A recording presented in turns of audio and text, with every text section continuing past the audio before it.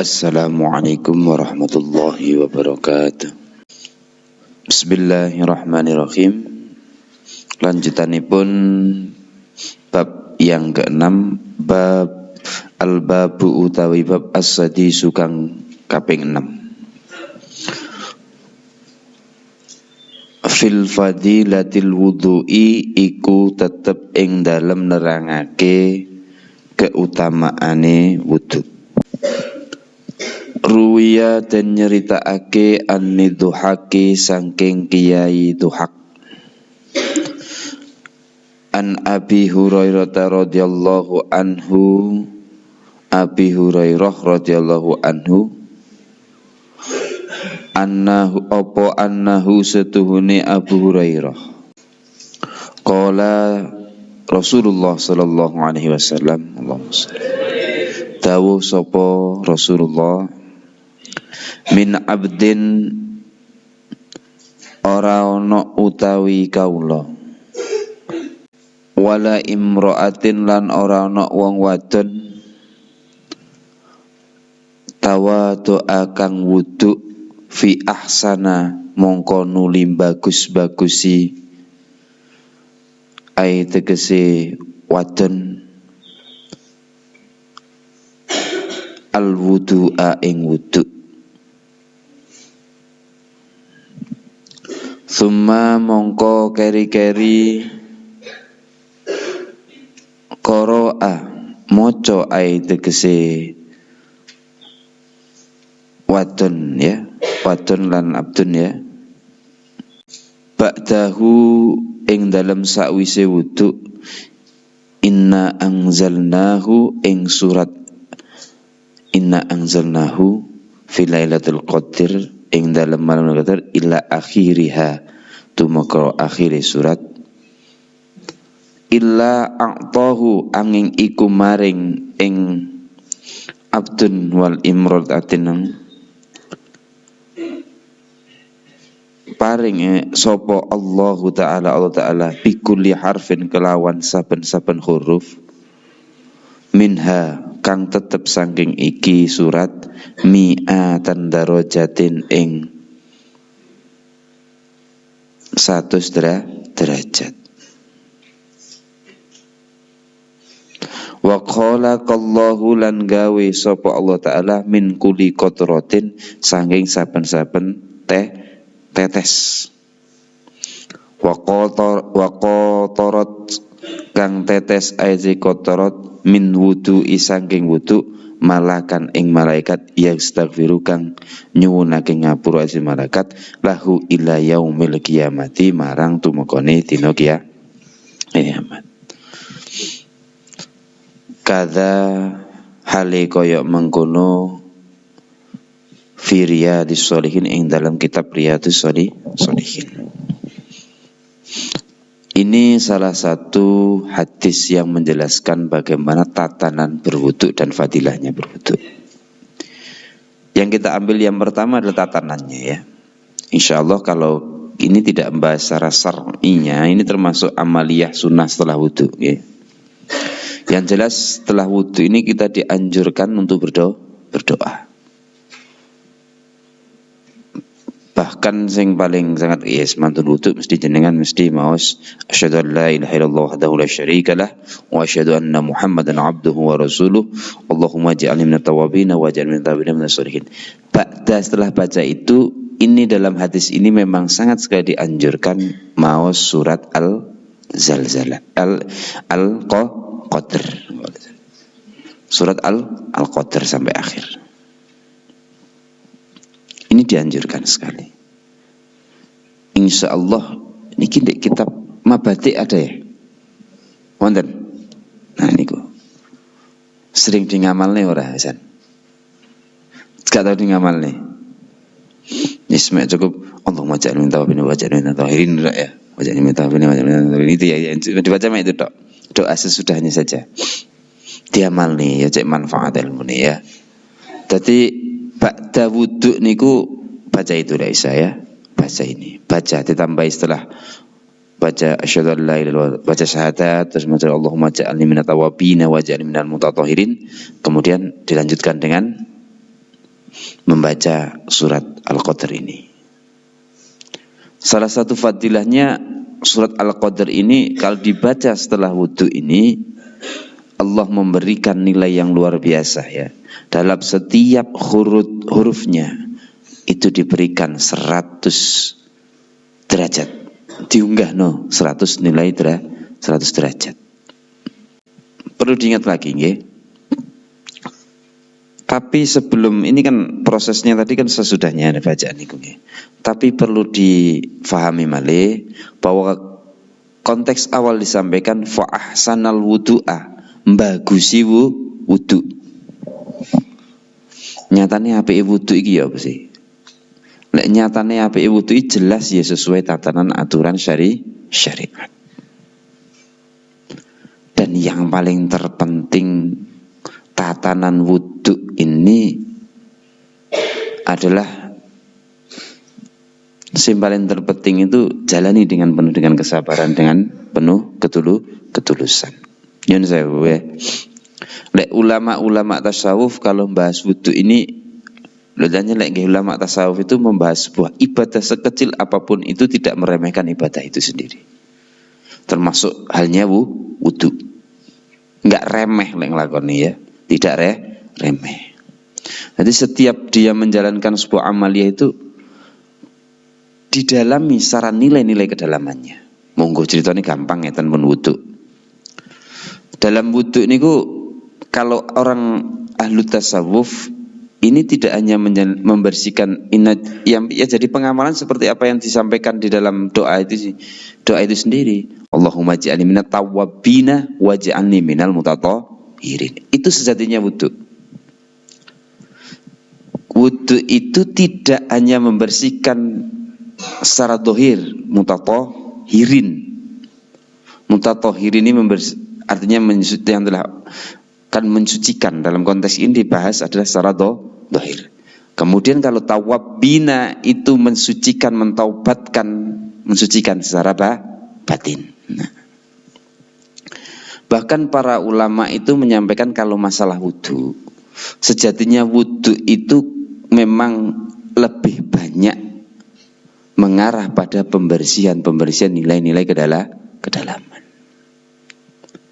Karena para ulama ngenten ngerti nih, wong yang membatalkan wudhu itu adalah nyun sewu ngentut, ya ora. Opo sing diwasuh kok ora bokongi. Satu. Sebenarnya kalau secara logis tidak nyambung, ya ora. Wis gak nyambung. Wong sing ngentut bokonge sing dibasuh wajahe tangane ora utik bokong belas, ya ora. Kok munggo ono ya sama nek wudhu jendit barang ya. Tapi nyatanya ndak kan nggih. Tapi ini salah satu bentuk bahwa inilah Islam. Islam itu tidak perlu difahami secara logis tok, tapi dipahami secara keyakinan dalam hati. Wis Gusti Allah mau sing ngeten ya wis diaturno diurui ngeten. Ayatnya wudhu gimana? Lek ayat wudhu ya apa? Idza kuntum ila sholati faghsilu wujuhakum. Kudu hafal lho iku. Cara gampang itu ayat-ayat ahkam ya. Idza kuntum illa sholati faghsilu wujuhakum dan saterusnya. Ini sudah gambarannya seperti itu. Tadi wis dilakoni wis ngono kuwi. Jajane ndak masalah kalau ngentut sini basuh wajahnya. Dalam hal ini kemudian para ulama mengatakan bahwa sebenarnya esensi dari wudhu ini tidak hanya membersihkan wajah secara konteks yang kita jalankan setiap harinya, tapi adalah bentuk nilai-nilai kedalaman. Nah, pun nanti semerap ya. Kenapa yang dibasuh kok wajah? Satu, karena wajah ini tempat, salah satu tampak banyak tempat dosa yang pertama kali. Ono lesan, ono mripat dan lain sebagainya. Nah, jadi makanya kalau orang ahli tasawuf di dalam wudhu ini ngati-ngati ini tenan nanti ya selus tenanan wajah. Dalam artian dengan niatan siji iki dosaku sing melewat anggota tubuh yang ada di wajah saya bersihkan. Wudhu ngono. Mulai sampai tekoni tumbuh rambut sampai wates pinggirnya sampai kate daun telinga itu ya, sampai dagu dibasuh seruan. Ini lek sampean wuduhe temenan, makanya fa ahsanu di sini ini adalah nilai yang dirasakan rasa-rasa kedalaman nih. rasa-rasa kedalamane. Bahkan saya sempat kita trias jagongan kali tiyang nggih. Loh, wudu iku hakikinya wudu kalau orang merasakan ibadahnya wudu itu setiap basuhannya dirasakan sentuhan air yang lembut di dalamnya. Ngono bahasane sampean. Lah aku sampai waduh, rada angel lah saya pikir gitu ya. Sampai dan bahkan dalam berwudu itu ungkapan rasa syukurnya luar biasa. Pas itu ya Allah subhanallah Gusti Allah nggih banyu lembut sekali digawe wudu. Monggo Gusti Allah nggih banyu kaya apa? Kaya pasir ge raup lak mendina ru. Syukur ringan-ringan syukur ngono ya. Syukur kedadiane Gusti Allah tentang kahanan sesuatu ciptaane Gusti Allah seperti itu dalam berwudu. Terus bismillahirrahmanirrahim. Dadi lek wong sampean niku lek wong ahli tasawuf ku ngibadahi kok jan suasana hati ini penuh dengan tasbih mengagungkan kekuasaan Allah, tasbih dengan penuh dengan rasa syukurnya kepada Allah, macam-macam isine. Ngerti maksudku ya? Jadi wudu itu sendiri pun sampai bahasa yang saya sampaikan tadi, rasa syukur dengan apa?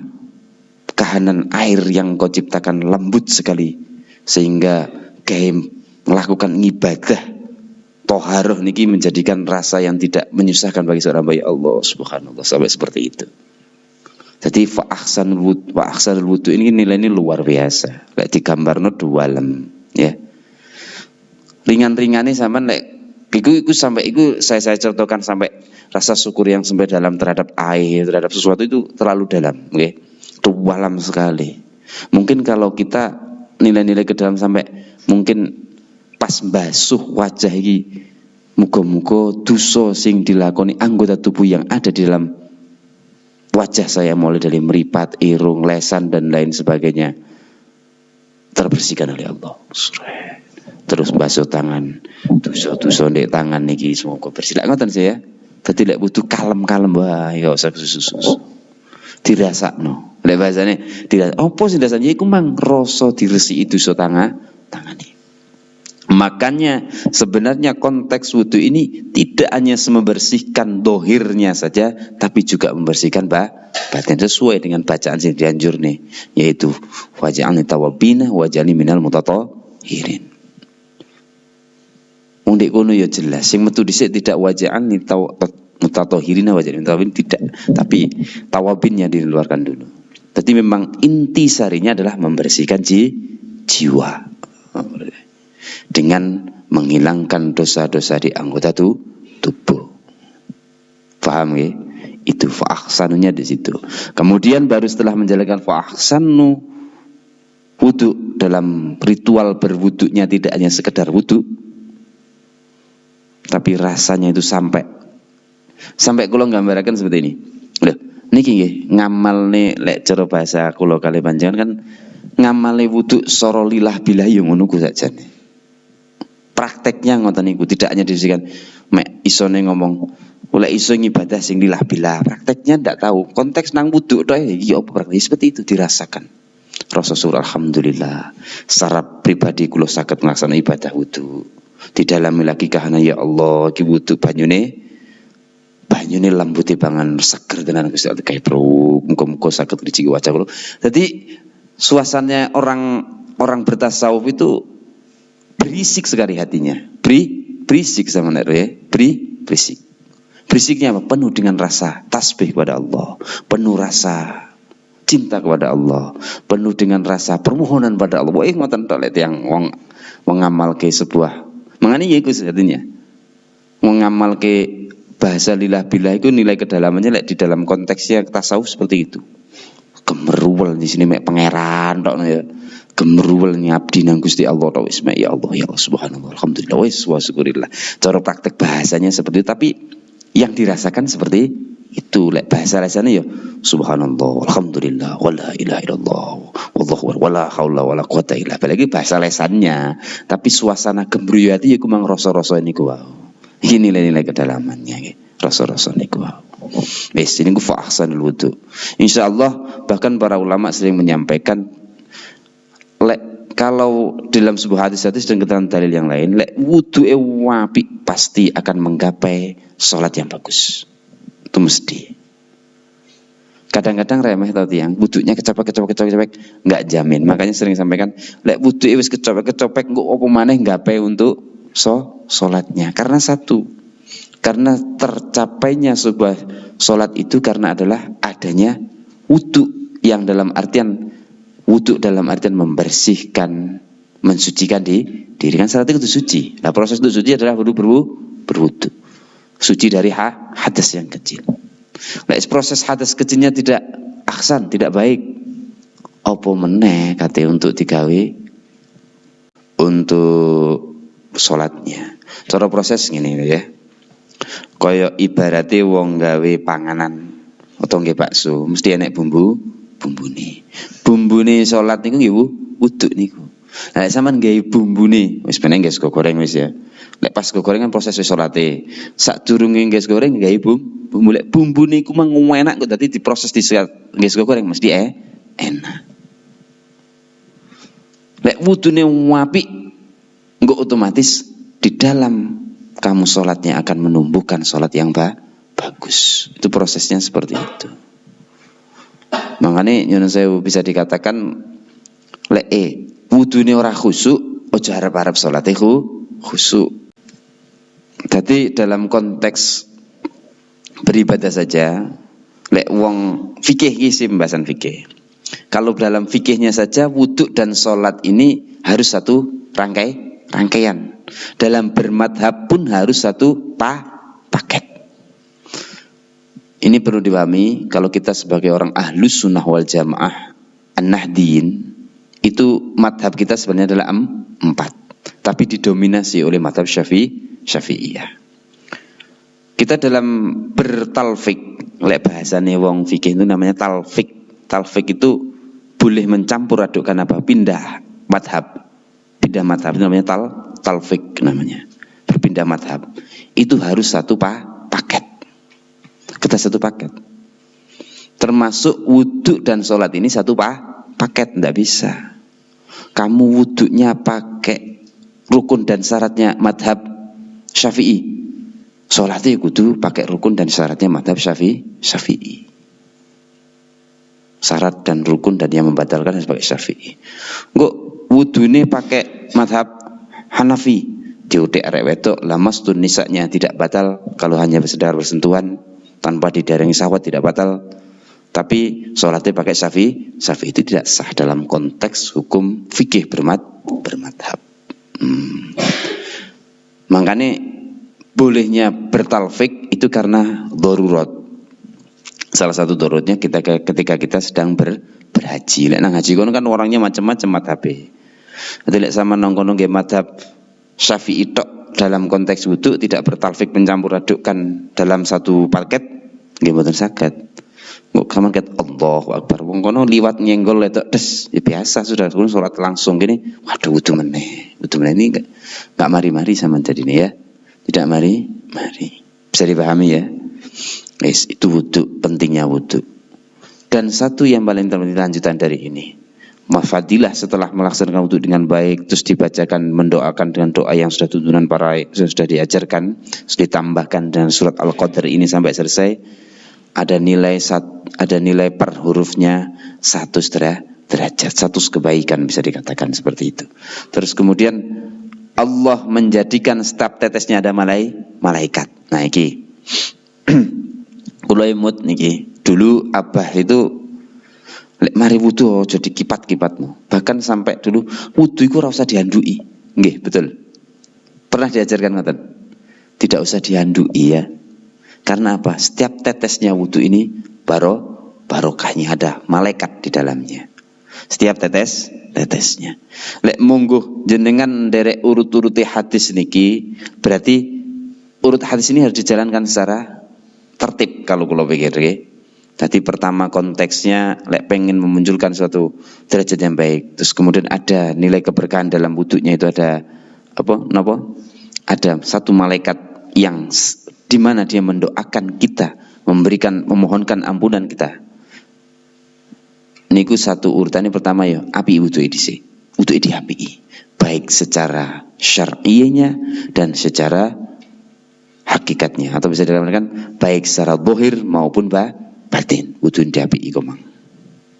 Mangane wudu iki indah lho ya, enak ibadah wudu ya guys, pengen. Terus kemudian juga ditambah dengan doa tadi, terus tambah surat Al-Qadr.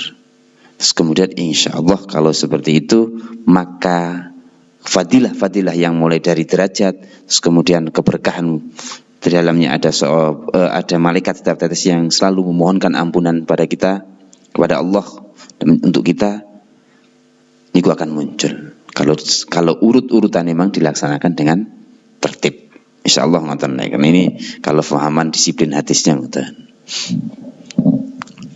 Lanjut malih, dawuh malih, hadis malih tentang keutamaan wudu. Qala dawuh sapa Kanjeng Nabi sallallahu alaihi wasallam, Allahumma shalli wa sallim alaihi. Man tawaddo'a, lamun utawi iku man sapane wong, lamun iku tawaddo'a wudu, ayat tegese man li sholati krana salat. Fa ahsanal wudu'a, mongko nuli bagusi ayat tegese man ing wudu. Kalau disinterangkan api wudu ya dengan syarat-syarat dan fardu dan adabnya. Saya sampaikan tadi adab ya, etika. Mandek sak moten riyen. Di dalam konteks adabnya wudu itu tidak boleh makruh kata aurat. Betul ya? Wudu itu makruh kata aurat. Satu pertanyaan. Lek wedok napa kuwatah berukut engko moro waduh iki lek wudu kudu tutup aurat. Engko rukuh lek wudu ya. Enggak ngoten ya, enggak ngoten. Isim penting yen sewu ketika wudunya wong wedok monggo gawe klambi ngono ya aja sing amit lek andukan sing cekak ya aja nemen-nemen. Engko yen sewu andukan mek isore tok ya. Lek kanggo sing istri ya. Lho. Kanggo sing istri ndak larang. Dadi sing iso ditutupi kabeh daerah yang ya minimal seperti itulah ya, minimal ngoten enggak. Ya enggak harus rukuan ya. Enggak harus rukuan enggak harus rukuan. Paham ya? Terus sing mboten angsali jelas mangane sing lanang kok moro sempakan tok wudu, ini jangan. Sopo sing tau nglakoni ngono? Niku lek dalam konteks wudu tidak menjadikan tidak sahnya wudu. Lek dalam konteks fikih yang bleger loh nggih, tidak menjadi, tapi menjadi tidak kesempurnaan wudu karena kemakruhan yang tidak baik ya. Makruh yang mendekati haram sekali itu ya. Mboten angsal. Bahkan ada yang mengatakan lek wong sing luwih sangat mendalam wis ora sah wudu ngono ya. Lek iso ya njupuk anduk ngembeni mesarungan ngono wudu ya. Pun ini dijaga sekali. Lanjut meneh sik tak urung dibahas hadisnya ini ya. Summa mongko nuli qoma jumeneng ila sholati marang salat. Fa innahu mongko setuhune man yakhruju min khati'atihi, metu saking keluputan neman ka yauma kaya dina waladathu nglahirake ing man sapa ibune umuhu sapa ibune man. Pun iki berarti kesimpulannya gak dosa. Lah ngoten ya. Mangkane lek jenengan sampean kabeh nggih, lek ne wudu tenan sama Nabi saestu. Lek badhe salat diapiki tenanan. Ini salah satu fadilahnya. Lek jenengan api tadi saya sampaikan kesempurnaan ibadah salatnya sempurna. Mengenai wudu nyun sewu lek jenengan wasno ulama-ulama sing nek cita lek wudu iku suwe-suwe ya, suwe-suwe. Bukan berarti suwe-suwe iki nyun sewu.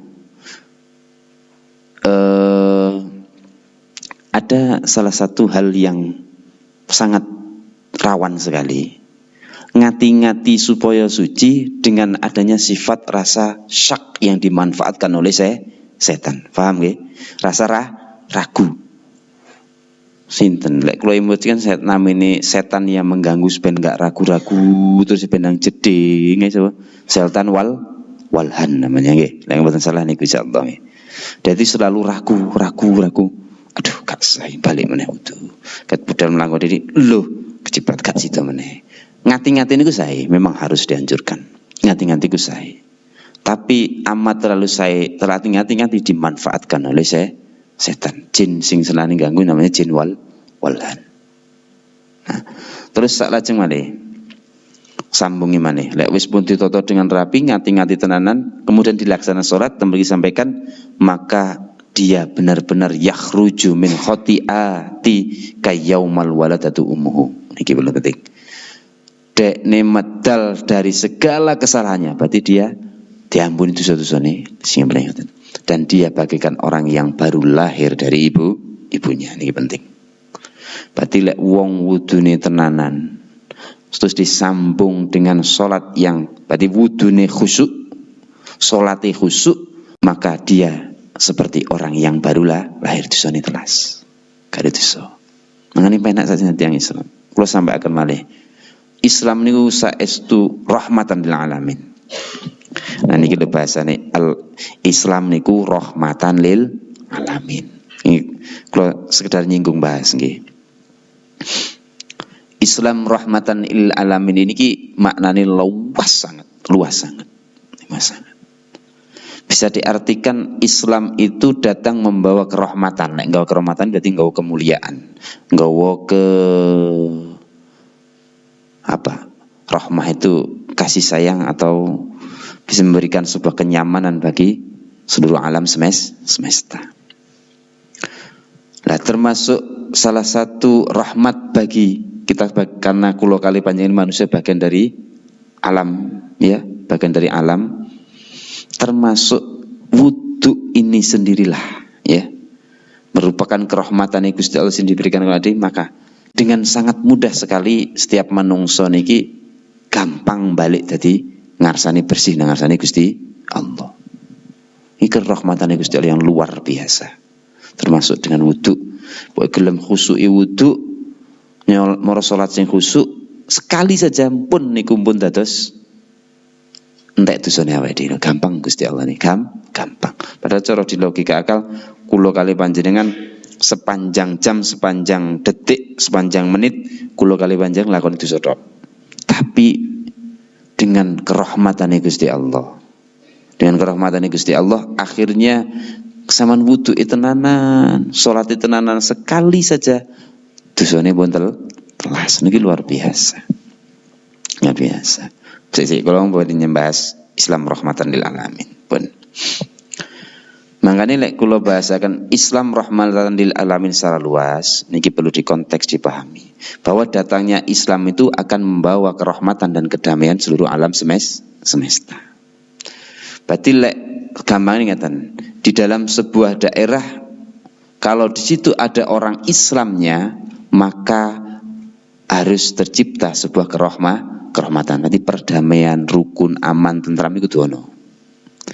Berarti di dalam sebuah negara atau daerah ono wong Islam kok tambah nggari keresahan, berarti dia salah memahami keislamannya. Bisa dipahami ya? Karena sejatinya Islam itu rahmatan lil alamin. Nyun sewu niki kula sedikit dalam artian kenapa kok saya harus menyinggung niki? Karena inilah yang menjadikan sekarang itu perlu difahami bahwa Islam itu tidak bercap yang menjadikan keresahan dalam masyarakat. Kan kok diarana ini kalau kita sudah lingkup globalisasi global, lingkup dalam lingkup internasional, Islam ini seolah-olah tidak memberikan kenyamanan untuk. Tapi nyun sewu, berita yang tidak memberikan kenyamanan ini hanya salah satu pihak yang memang tidak senang dengan Islam menggembur-gemburkan hal itu. Juga bisa dikatakan seperti itu. Bahkan nyatanya internasional sekarang itu di Eropa sudah mulai tingkat Islamisasi di sana itu sangat tinggi sekali. Sing menolak sekali kenapa kok tampak seolah-olah Islam ini tidak memberikan kerahmatan di seluruh alam ini, bahkan di kehidupan manusia ini kan sangat dalam artian dipublikasikan, disebarluaskan oleh orang Yahudi. Karena orang Yahudi saat ini kan menguasai dunia, bahkan menguasai informasi. media-media itu dikuasai semua orang Yahudi. Jadi seolah-olah ini berita cepat meluas dan seolah-olah realnya Islam itu di dunia seperti itu. Tapi nyon sewu, tadi balik malih. Sampean lek dadi wong Islam, kalau sampean jenengan dadi Islam yang hakiki, berarti keberadaan secara individu personalis sampean pun menjadikan kenyamanan di kanan kiri sampean. Sempat ada sebuah hadis yang mengatakan orang iman itu memberikan rasa kenyamanan di kanan kiri seseorang. Dalam artian Islam itu sendiri datang memberikan kerahmatan bagi seluruh alam. Terus saya contohkan lagi, setiap daerah kalau ada Islamnya, mesti daerahnya sebenarnya harus merasa aman, tentram dan bahagia sebenarnya. Lek ono orang Islam kok tambah semakin resah, wah itu teroris, berarti Islamnya yang salah. Ngerti ya?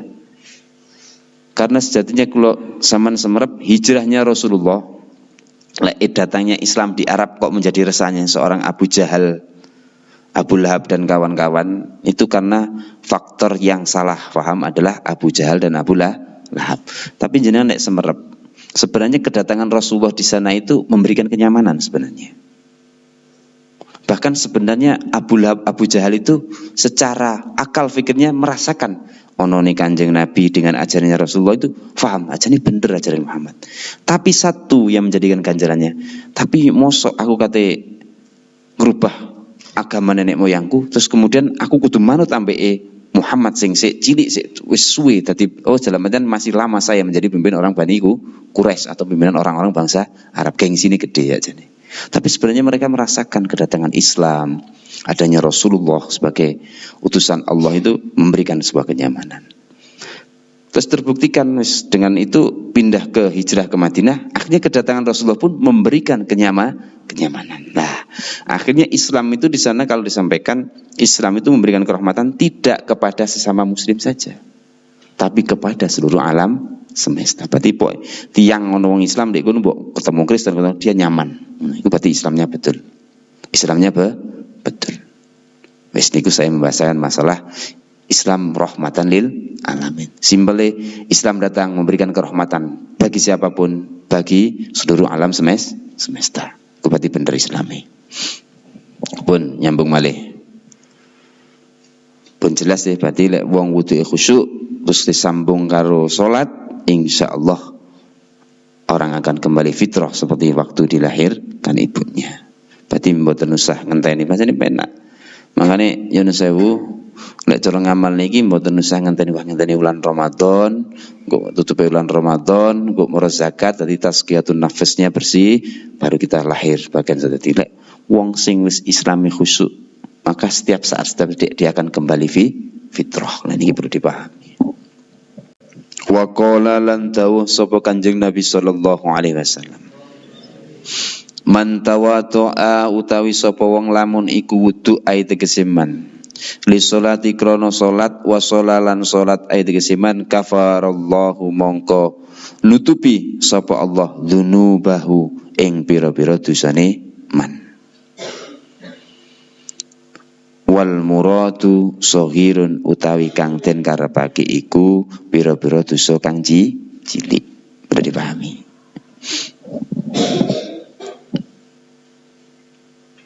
Lek ne wong wuduke tenanan, salat tenan, marang salat, maka Allah akan menutupi dosa-dosanya.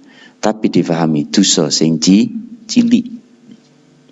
Bukan dosa-dosa yang besar ya, bukan dosa-dosa yang besar. Nek ngono lak ya penak ta lek dosa-dosa besar.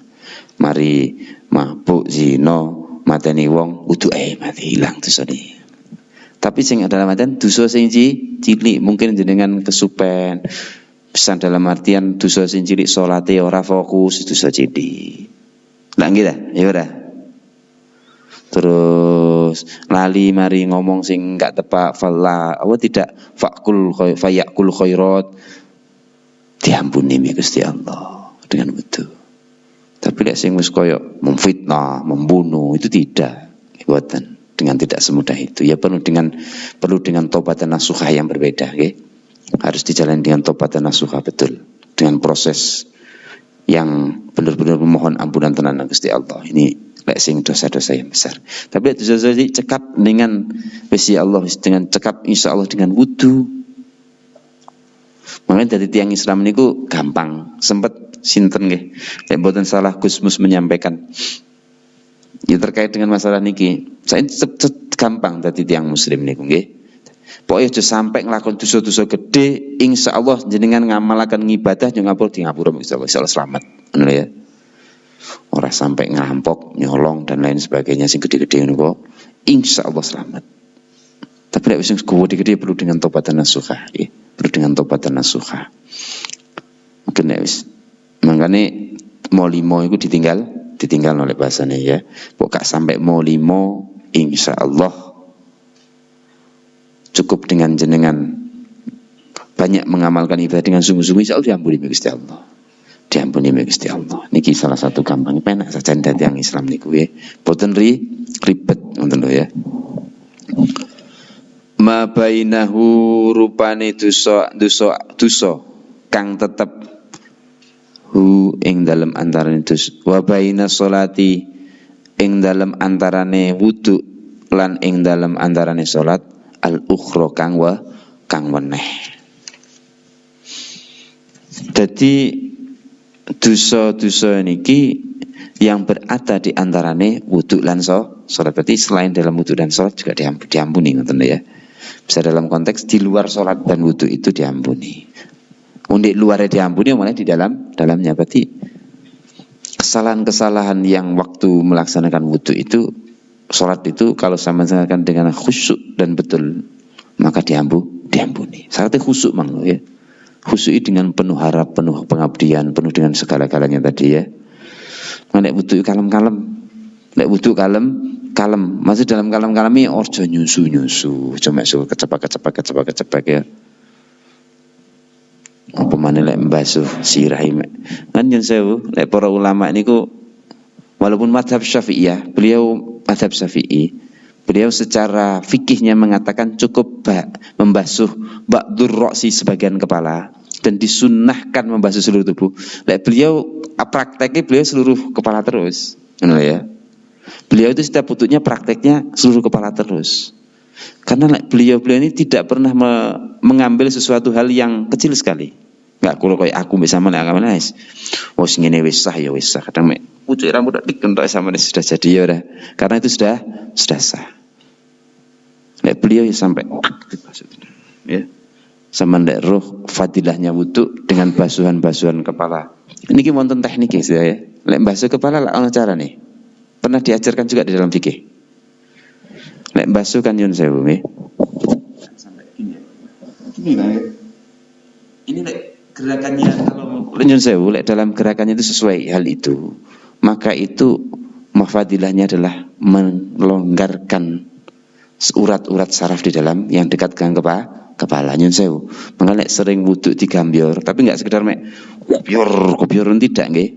Enggak sekedar tidak. Tapi dengan teknik yang diajarkan dalam tatanan fikih.